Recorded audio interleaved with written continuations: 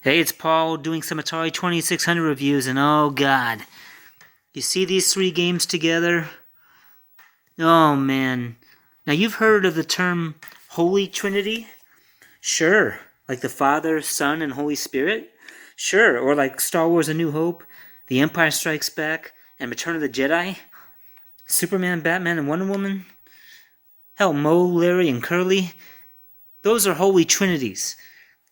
And if you want to talk in Atari terms, there's a nice example of a Holy Trinity. Berserk, River Raid, Kaboom.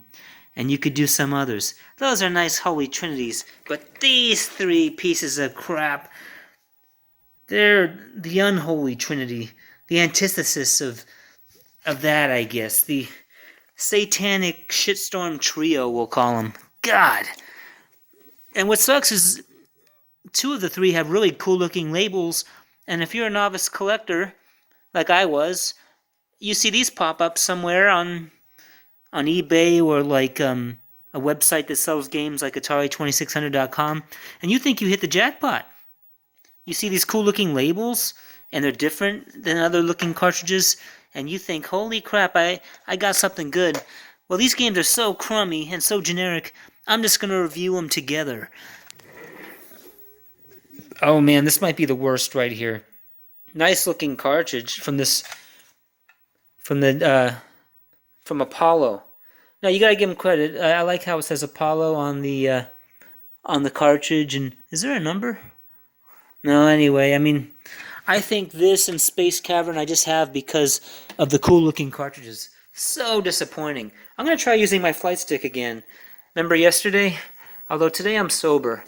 I gotta go run because I got haircuts at my house tomorrow, and I kind of can't be, I got to get the alcohol out of my system, and I perform like a professional. Now, oops. I got to plug the stick in. I am so sorry. Very unprofessional of me. Doesn't matter, though. The game stinks. There we go. I got my joystick plugged in. Oh, this game is just... Alright, well, there is a nice looking orange planet you're flying over. Almost reminds me of Tatooine when the Millennium Falcon kind of goes around, kind of comes in close to the planet. Alright, I'll give it that. Now you can move up a little bit and down, kind of like Gorf. You're limited on how you can go up.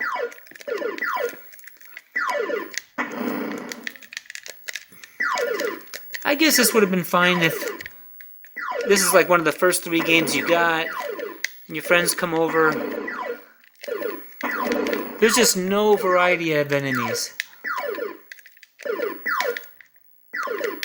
I mean, this game is playable, but you don't even see a difference in... I'm having trouble hitting this guy.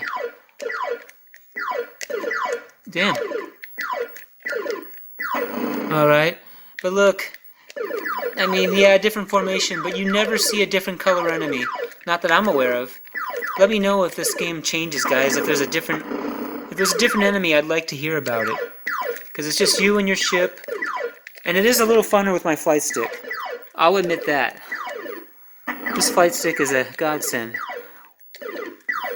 Oh.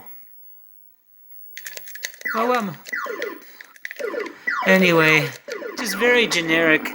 But you know, maybe that game didn't suck as bad as I mean, I suppose it's playable. Now, Space Cavern...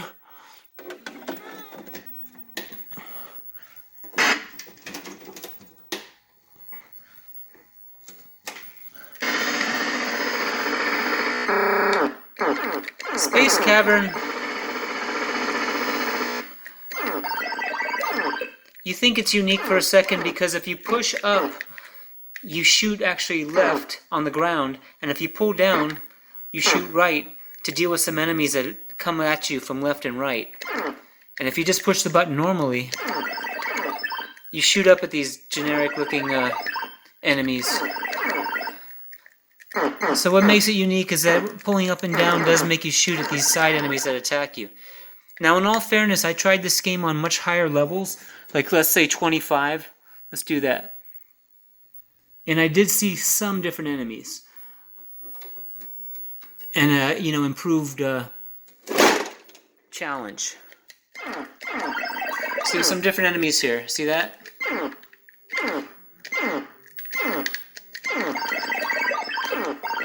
This actually has 40 game options, but nothing that great. So it's just very generic, even though you can shoot left and right at the guys on the bottom.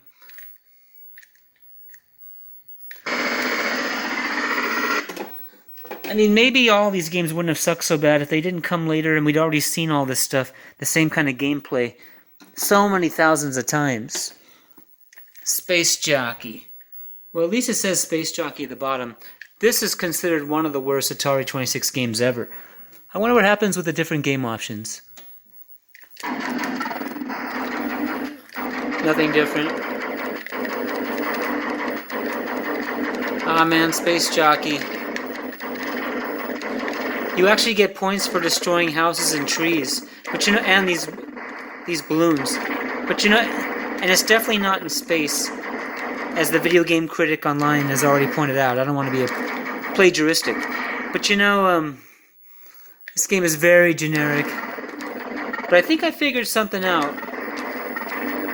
Your character is a spaceship, a UFO of some sort, and you're shooting what appear to be Earth targets. Tanks, balloons, innocent people in houses, innocent people in and airplanes that look like something the Earth would have made. You know, this is definitely as... Oh, I was going to say that's a civilian plane, but he shot me. And you just... Whoa, I just figured something out. On game 1, you can't move your ship around the screen. On game 5, you can. See, I'm on game 5 right now, and I can move my character all across the screen, but when I turn off the game and do the default setting on game 1, let's see. Yeah, I can't move to the right. Alright. Well, that's very interesting. Let's try game 2. Or how many games are there? 9, 10, 11, 14? Well, let's see. Oh, now I'm controlling my shots. Okay. Alright. And I can fly all over the screen. Well, this makes the game better. I'm not going to change my intro of this video because it was fun talking about the satanic shitstorm of trio, but I did not know you could do this. I did not know you could fly all around the screen on different game settings or control your shots. What else is there? 15. Alright, there's 15 games. I also noticed in Space Cavern that when you played way later options like game 30, there's game 16, that you had some variety. Oh, now the balloons are moving up and down, and the ships are moving up and down. Now we're talking. Alright, this game still sucks, but this is way better. Oh, way better. Holy cow. And I can fly all over the screen. And as I was going to say before, the reason it's called Space Jockey is I think you're the bad guy. I think you're a UFO who's invaded planet Earth. And, yeah, you're a space jockey, alright. You're here, attacking Earth. But it's okay to play a game in the bad guy's perspective. Alright, you get an extra ship at every 1,000, and I was not impressed by that on game 1. It was so boring, so easy. But game 16 rocks, kinda. Holy cow. Okay, 16 is the last option, and I'm glad I checked that out. I never thought you could move your ship around. Yeah, after 16 it goes to game 1.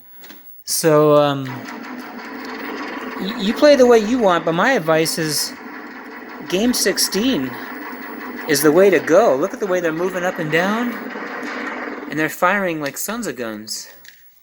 Alright, it's a little bit better than I expected, Space Jockey, if you're on one of the harder levels. Didn't know you could move your ship around. Well, I got no funny jokes on this one, but I think this was an informative video. You can make the call on buying them. If you can get all 3 of them cheap, I guess they're not so bad. I mean, at least they have score. You know you gotta have them in your collection. I just wasn't about to say that they were great. Huh. Didn't know about the options. All right, have a good day.